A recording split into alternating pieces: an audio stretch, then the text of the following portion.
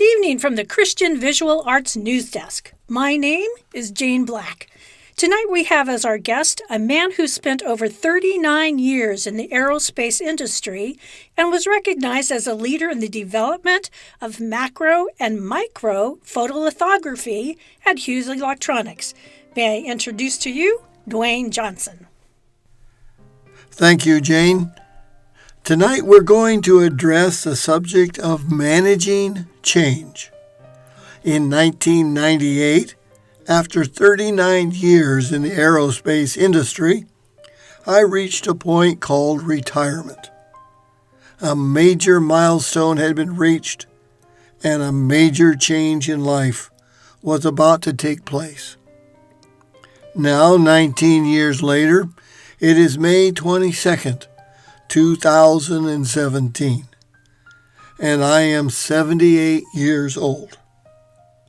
I'd like to share what I have learned about managing change during my lifetime. Life is a series of events, and each event is a change in life. On Friday, January 27th, 2017, at 8 p.m., I had a life-changing event. When you're clutching your chest, rolling on the bed in such pain that you have never felt before, and you cry out, "Dial 911, I'm having a heart attack." We hear on the news of people dying every day, yet it does not directly affect us. We may even send a sympathy card to those who suffer loss. But when you are at the doorstep of death yourself, it's a different story. I don't want to die. Could my life be coming to an end? How would you see the event of a heart attack? As chaos or opportunity? I found it to be an opportunity in managing change. Where do we first see change in man's life? It appears in the Notebook on Life in Genesis 3:7. And as they ate it, suddenly they became aware of their nakedness and were embarrassed. We find change happening suddenly, like the heart attack, when we least expect it. It was Adam's decision to eat the fruit that caused change to happen. Throughout the Bible, we find examples of change. In Genesis, the first book in the Bible, there are numerous examples of change. We move from point A to point B, and change takes place. You may have seen this engineering model of life. We find that in life we are given some resources. At birth, we're given the resource of family. As we change and grow, education becomes another resource. Throughout life, we gain resources. In addition to resources, we find that there are some controls in life. Again, we find at birth the family's control of our life. As we grow, we find additional controls are added. One of these controls is called experience. You may have heard someone say, "I'll never do that again." That's experience talking. Managing change requires both resources and controls. As we go through life, we find that there is a balancing act between chaos and control. We think we have everything under control, and then there is an event that causes chaos. Having a routine in life is knowing how to control the events that we encounter. When our routine in life has been interrupted, we have lost control. Chaos is complete disorder and confusion. It is an event ending in a disaster, and our routine has been interrupted. Managing the change that caused the chaos requires gaining control of the circumstances of the event. Not all change ends in chaos. Change can also be a positive event. As our children grow up, we see change happen. There is the first day at school, and then how quickly comes graduation. Ask your daughter on her wedding day how she is feeling. She will most likely say happy and stressed at the same time. Why is that? Because she wants everything to go as planned, yet she knows that unexpected things can happen. How we manage the different events in our life will depend upon our perception of the change.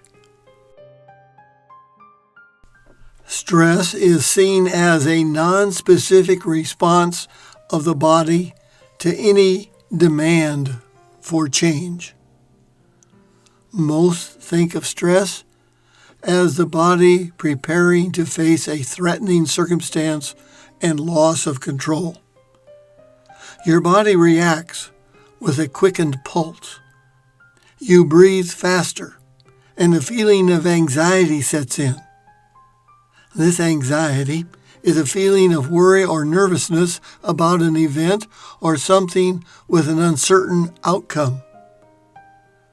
Clinical research confirms that the sense of having little or no control is always stressful. And that's what stress is all about, having lost control. Yet an activity that provides a feeling of pleasure and the release of endorphins can stress the body as well. Life feels in balance when our stress level is 5 or less, and we feel in control. When change occurs, one's stress level increases. Have we lost control? Our routine has been interrupted. What is the natural emotion that takes place when change occurs?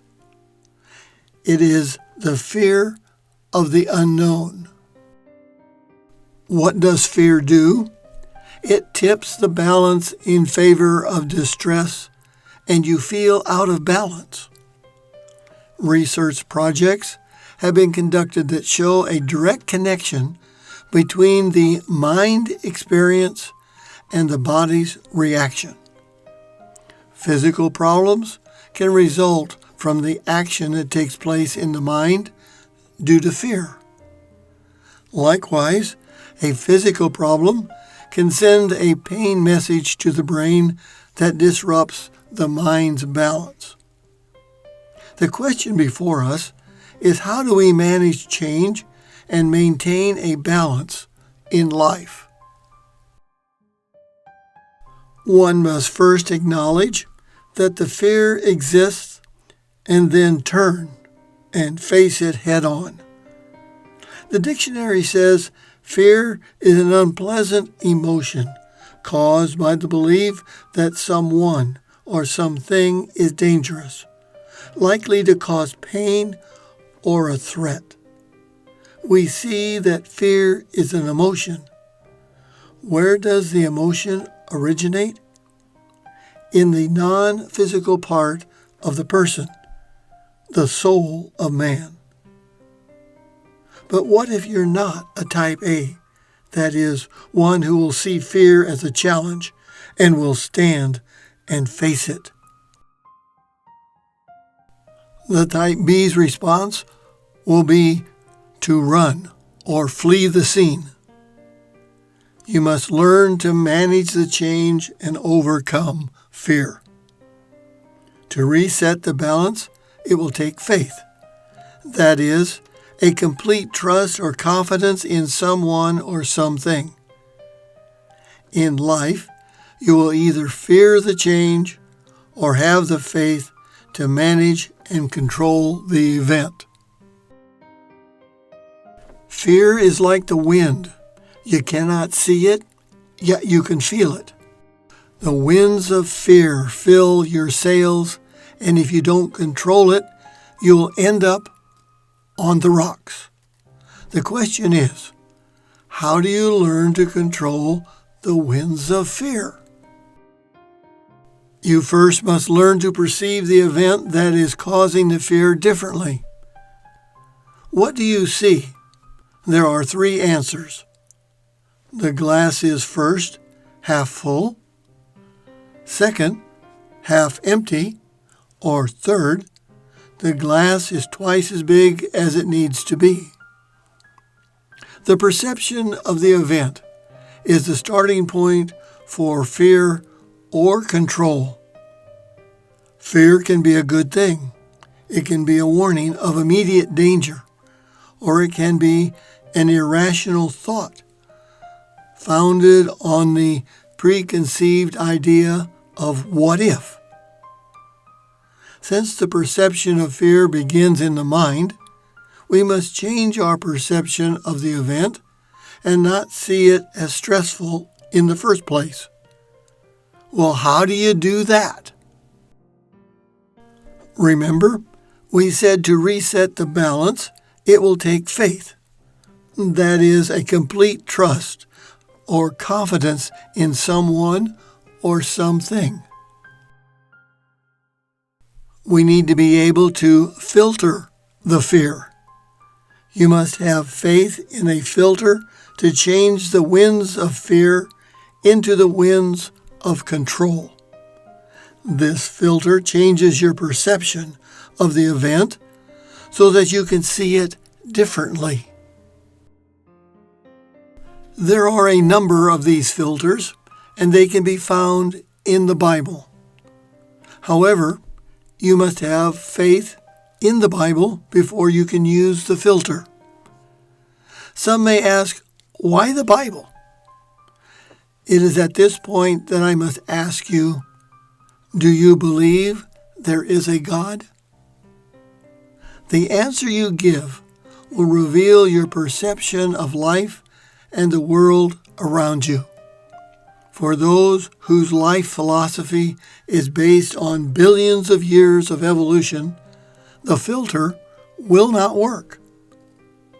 For those whose faith is grounded in the Bible, where it says in Genesis 1:1, "In the beginning, God," the filter will work every time.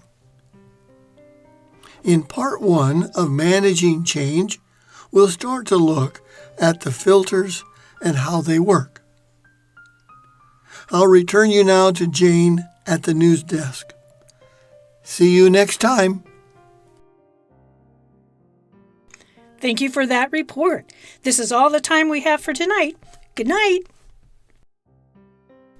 For more information, visit us on the web at www.christianvisualarts.com. We wish to acknowledge those who assisted with the graphics in this presentation.